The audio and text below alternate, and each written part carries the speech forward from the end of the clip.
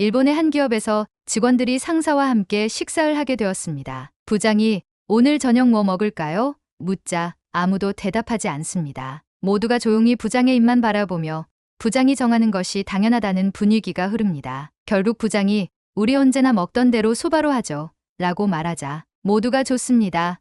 소바가 최고죠. 라며 동조합니다. 사실 한 명은 돈가스를 먹고 싶었고 다른 한 명은 라멘이 먹고 싶었지만 집단의 질서를 깨지 않기 위해 침묵한 채 따라갑니다. 반면 한국의 한 IT 회사에서 직원들이 부장과 함께 저녁을 먹기로 합니다. 부장이 뭐 먹을까요? 라고 묻자 직원들이 한 명씩 의견을 냅니다. 저는 삼겹살이요. 저는 치킨이 좋은데요. 부장님 드시고 싶은 거 없으세요? 여러 의견이 나오는 가운데 분위기를 보던 한 직원이 부장님, 요즘 날도 추운데 감자탕 어떠세요? 라고 말합니다. 부장은 감자탕을 좋아하지 않지만 직원들이 맞춰주려는 모습을 보고 그럼 감자탕으로 하지요. 라고 말합니다. 결과적으로 부장은 감자탕을 먹고 직원들은 부장의 기분을 맞추면서도 의견을 조율하며 관계를 유지합니다. 이 두 가지 에피소드에서 여러분은 어떤 생각이 드시나요? 여기 한국과 일본 두 나라의 이런 대조되는 성향이 두 나라의 국가 발전에 어떤 영향을 미치고 있는지에 대해 연구한 일본 학자의 이야기가 있습니다. 그가 바라본 일본이 잃어버린 30년을 극복하지 못하고 결국은 한국에 뒤처질 수밖에 없었던 이유를 지금부터 함께 들어보시죠. 이야기를 시작하기 전에 구독과 좋아요는 이미 눌러주셨죠? 감사합니다. 그럼 이야기를 시작합니다. 저는 일본 도쿄대학에서 경제와 사회문화를 연구하고 있는 미야다이 신지 교수입니다. 저는 지난 30년 동안 일본 경제와 아시아 각국의 발전 과정을 연구해왔으며 특히 지난 10년간은 한국과 일본의 차이를 집중적으로 분석해왔습니다. 연구를 시작할 때만 해도 저는 한국이 일본을 뛰어넘을 수 있다는 가능성을 진지하게 고려하지 않았습니다. 1990년대까지만 해도 일본은 아시아에서 가장 강력한 경제 대국이었습니다. 소니, 샤프, 도시바 같은 일본 기업들은 세계 전자시장을 장악했고 도요타는 자동차 산업에서 독보적인 위치를 차지하고 있었습니다. 문화적으로도 일본 애니메이션과 J-팝이 세계에서 인기를 끌며 일본은 경제뿐만 아니라 문화적으로도 아시아를 대표하는 나라였습니다. 하지만 2000년대 이후 저는 믿기 어려운 변화를 목격했습니다. 한국은 불과 20여 년 만에 일본을 여러 분야에서 뛰어넘었습니다. 삼성은 애플과 글로벌 시장에서 경쟁하는 기업이 되었고 현대자동차는 전기차 시장에서 도요타를 위협하고 있습니다. 반도체 산업에서는 한국이 일본을 압도하며 세계 1위 자리를 차지하고 있습니다. 또한 K-팝, K-드라마는 일본의 J-팝과 애니메이션을 넘어 세계적인 트렌드가 되었습니다. 그렇다면 도대체 어떻게 이런 일이 가능했을까요?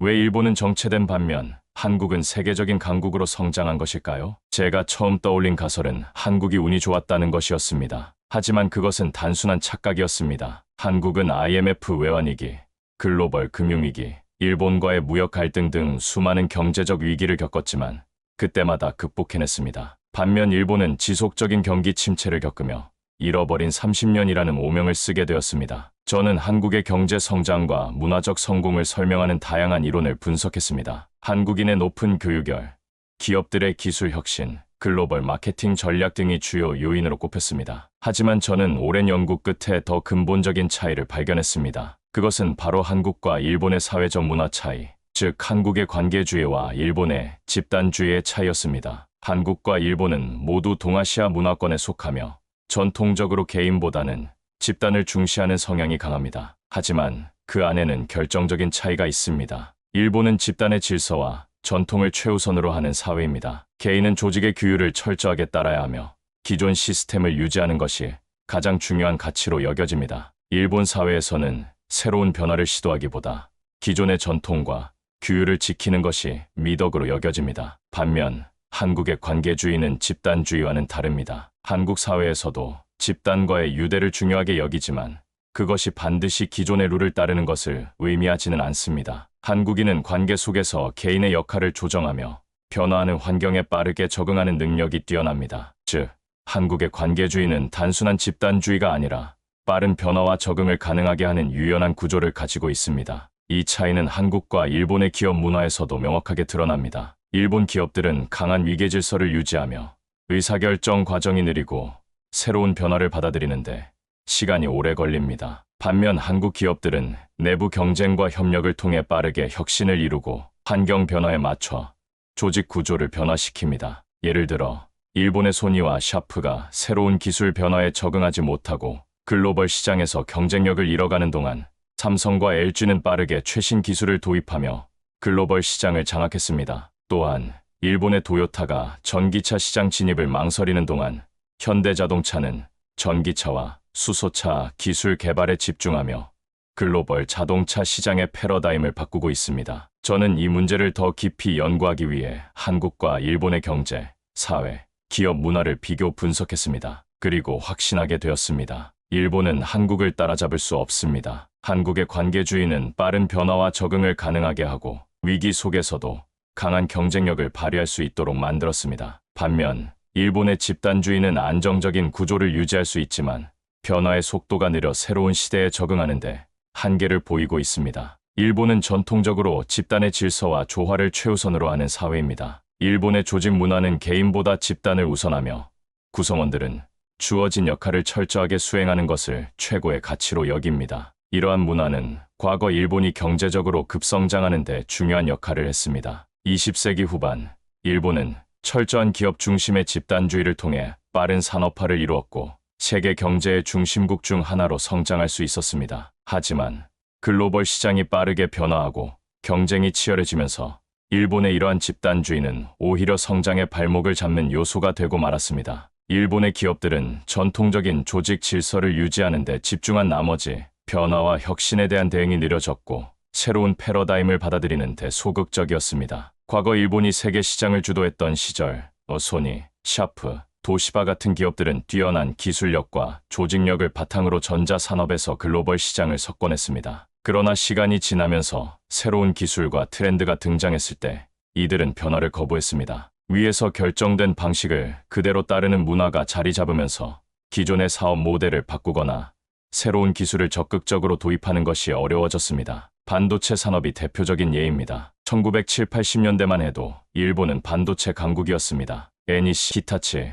도시바 같은 기업들은 글로벌 반도체 시장에서 강력한 경쟁력을 가졌고 일본은 전 세계 반도체 시장의 50% 이상을 차지하고 있었습니다. 하지만 1990년대 이후 반도체 기술이 빠르게 발전하면서 업계의 패러다임이 바뀌기 시작했습니다. 새로운 설계 방식과 첨단 공정 기술이 등장했지만 일본 기업들은 이를 적극적으로 받아들이지 못했습니다. 그 이유는 일본의 조직 문화 때문이었습니다. 일본 기업들은 상명하복 구조가 강하고 중요한 의사결정은 경영진이 독점하는 경우가 많았습니다. 신입 직원이나 젊은 기술자들은 조직 내에서 자신의 의견을 자유롭게 제시하기 어려웠고 새로운 아이디어를 제안해도 기존의 관행과 맞지 않는다는 이유로 쉽게 무시당했습니다. 반면 같은 시기 한국의 삼성과 SK하이닉스는 과감한 투자와 기술 혁신을 통해 반도체 시장을 장악했습니다. 삼성은 끊임없는 연구, 개발과 과감한 설비 투자를 통해 세계 최고의 반도체 제조업체로 성장했고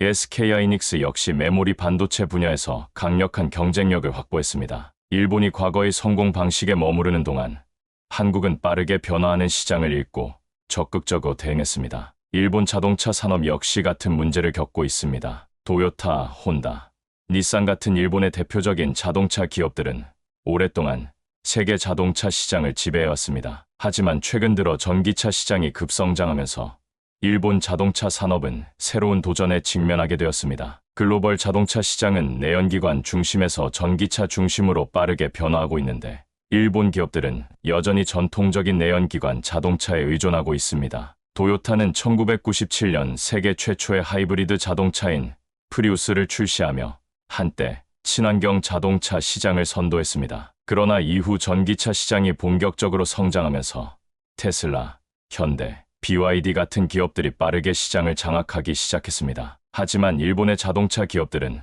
전통적인 생산 방식과 기존의 산업 구조를 유지하려는 경향이 강해 전기차 시장 진출이 늦어졌습니다. 반면 한국의 현대자동차와 기아는 빠르게 전기차 시장에 뛰어들었습니다. 현대는 아이오닉 5와 아이오닉 6를 통해 전기차 시장에서 글로벌 경쟁력을 확보했고 기아 역시 전기차 모델을 적극적으로 개발하며 시장 점유율을 확대하고 있습니다. 이처럼 일본의 집단주의 문화는 변화를 거부하고 기존의 방식에 안주하려는 경향을 강화합니다. 집단의 조화를 중시하는 문화는 조직 내 갈등을 줄이고 안정성을 유지하는 데 도움이 될 수 있지만 시대가 변화하는 속도를 따라가지 못하면 기업과 산업 전체가 도태될 수밖에 없습니다. 이 문제는 일본 사회 전반에서도 나타납니다. 일본의 고용 문화는 종신고용제를 기반으로 하고 있으며 정해진 직급 체계와 연공 서열이 매우 강합니다. 이는 조직 내에서 안정적인 관계를 유지하는 데는 도움이 될 수 있지만 반대로 유능한 인재들이 능력을 펼칠 기회를 제한하는 요소로 작용합니다. 젊은 인재들이 새로운 아이디어를 제안하더라도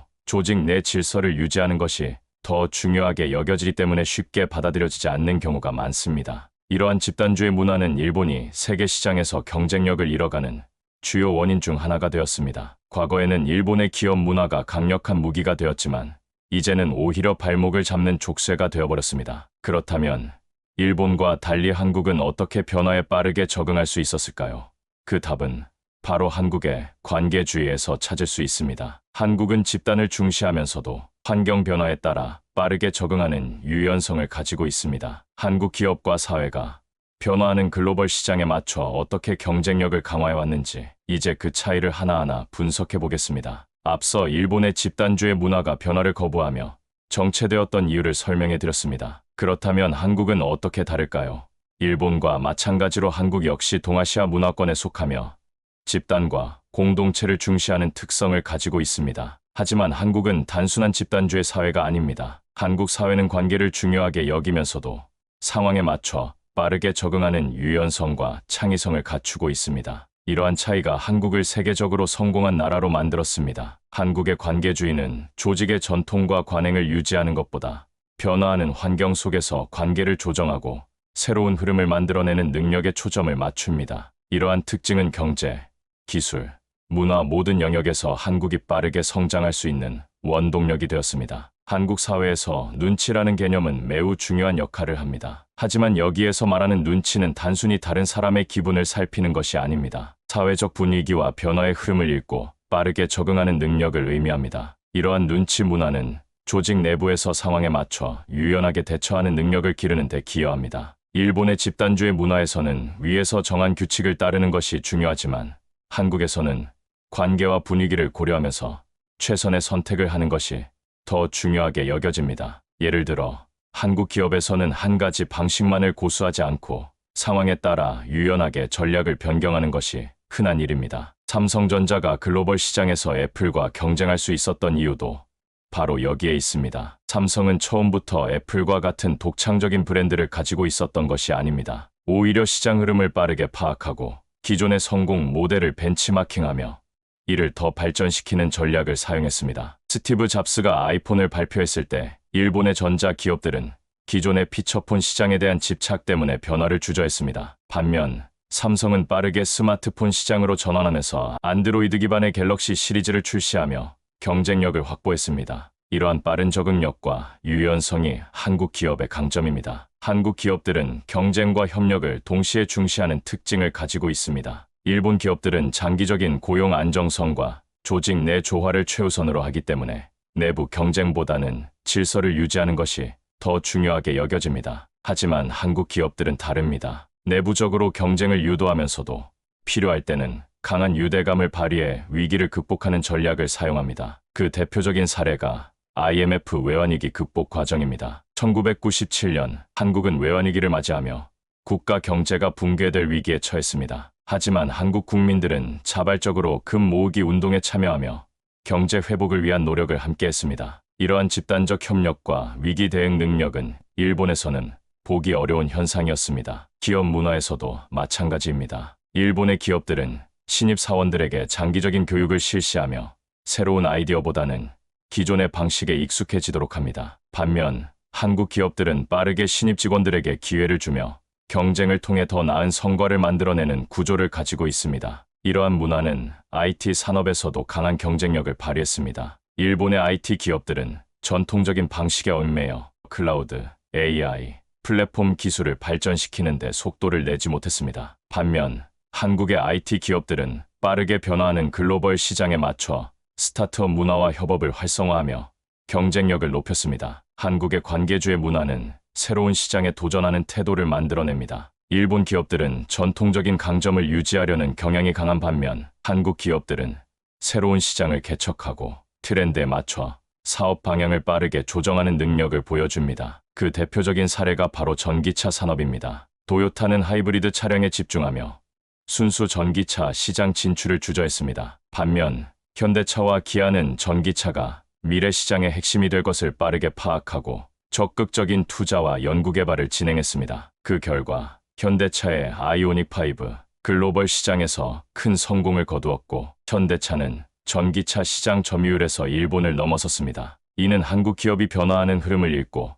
빠르게 적응하는 능력을 가지고 있기 때문입니다. 이와 같은 유연성은 K 콘텐츠 산업에서도 나타납니다. 일본 애니메이션 산업은 여전히 전통적인 방식에 의존하고 있지만 한국의 K-드라마와 K-팝은 글로벌 팬들의 취향에 맞춰 빠르게 변화하고 있습니다. 넷플릭스, 유튜브 같은 글로벌 플랫폼을 활용해 새로운 시장을 개척하며 전 세계에서 영향력을 확대하고 있습니다. 즉, 한국의 관계주의는 사회적 유대감을 중시하면서도 빠른 변화와 창의적인 도전을 가능하게 하는 문화를 만들어냅니다. 일본과 한국의 차이는 결국 유연성과 창의성의 차이로 귀결됩니다. 일본의 집단주의는 변화를 거부하는 문화를 만들어냅니다. 한국의 관계주의는 집단을 유지하면서도 빠르게 변화하고 창의적으로 도전하는 문화를 만듭니다. 그 결과 일본은 잃어버린 30년 동안 정체되었고 한국은 전 세계에서 가장 빠르게 성장하는 나라가 되었습니다. 한국이 글로벌 경제, IT, 전기차, K-콘트 산업에서 앞서가는 이유는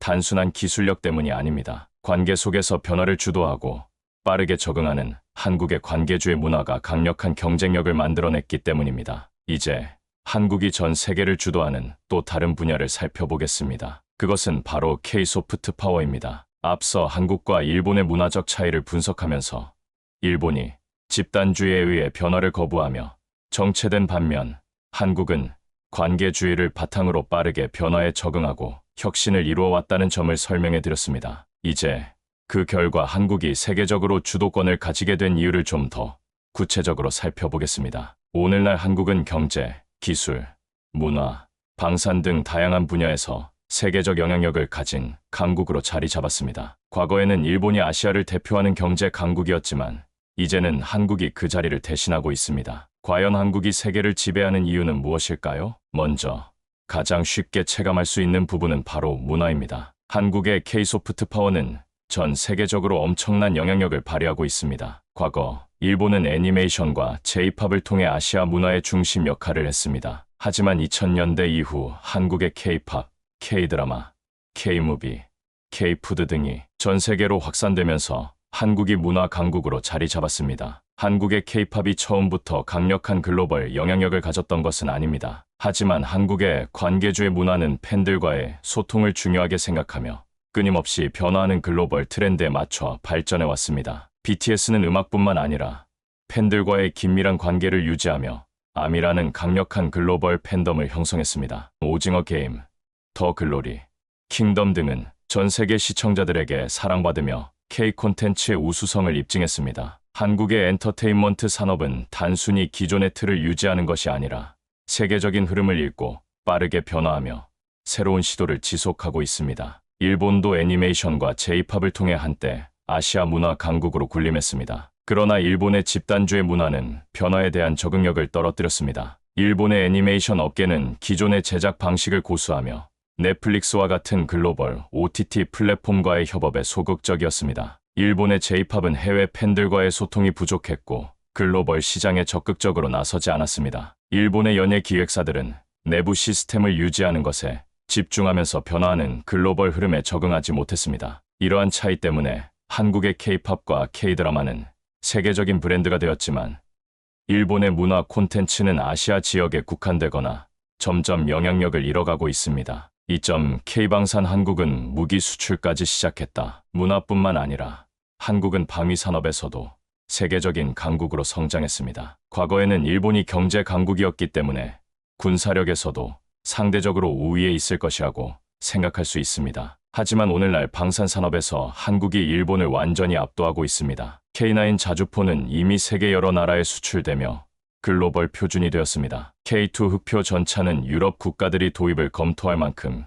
기술력이 뛰어납니다. FA-50 전투기는 미국과 유럽에서도 높은 관심을 받고 있습니다. 특히 폴란드는 최근 한국의 무기를 대량 구매하며 한국이 이제 글로벌 방산 강국으로 자리 잡았음을 증명했습니다. 일본은 과거 강력한 군사력을 가지고 있었지만 현재 방산 산업에서는 한국에 밀리고 있습니다. 그 이유는 다음과 같습니다. 일본의 기업들은 무기 개발보다는 민간 산업에 집중하면서 방산 기술 개발이 늦어졌습니다. 정치적으로도 일본은 방산 수출을 적극적으로 추진하지 못하고 있으며 글로벌 시장에서 경쟁력이 떨어지고 있습니다. 반면 한국은 빠르게 글로벌 방산 시장에 진출하며 다양한 국가들과 협력 체계를 구축하고 있습니다. 한국은 경제 성장뿐만 아니라 전 세계 국가들이 배우고 싶은 나라가 되었습니다. 2024년 IMF가 발표한 글로벌 소프트 파워 순위에서 한국이 세계 1위를 차지했습니다. 이는 경제력뿐만 아니라 문화적 영향력과 혁신 역량까지 포함된 결과입니다. 한국은 이제 경제뿐만 아니라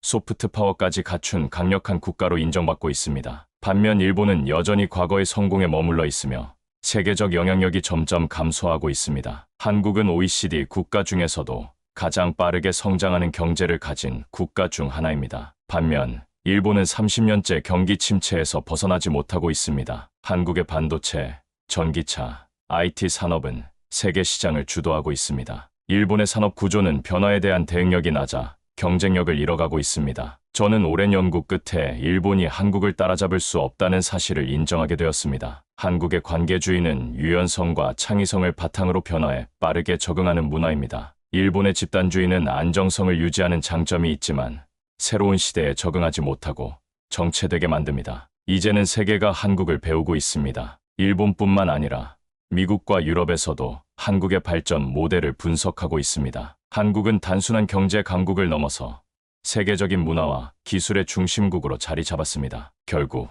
일본은 한국을 따라잡을 수 없습니다. 아니, 이제는 일본이 한국을 따라가야 하는 시대가 되었습니다. 지금까지의 연구를 통해 저는 확신합니다. 한국이 세계를 주도하는 시대가 이미 시작되었으며 앞으로도 그 흐름은 더욱 강해질 것입니다. 이제 일본이 한국을 배워야 할 때입니다. 이번 영상에서는 일본의 저명한 교수가 10년간 연구한 끝에 내린 결론을 소개해드렸습니다. 과거 일본이 아시아의 경제대국이었지만 이제는 한국이 글로벌 무대에서 주도권을 쥐고 있는 시대가 되었습니다. 한국의 관계주의가 어떻게 일본의 집단주의를 뛰어넘어 세계적인 성공을 이루었는지, 그리고 앞으로 일본이 한국을 따라갈 수밖에 없는 이유를 깊이 있게 분석해낸 점이 감명 깊었는데요. 영상을 통해 한국의 놀라운 성장과 세계적 위상을 확인하셨길 바랍니다. 마지막으로 구독과 좋아요 부탁드리면서 끝까지 시청해 주셔서 정말 감사드립니다.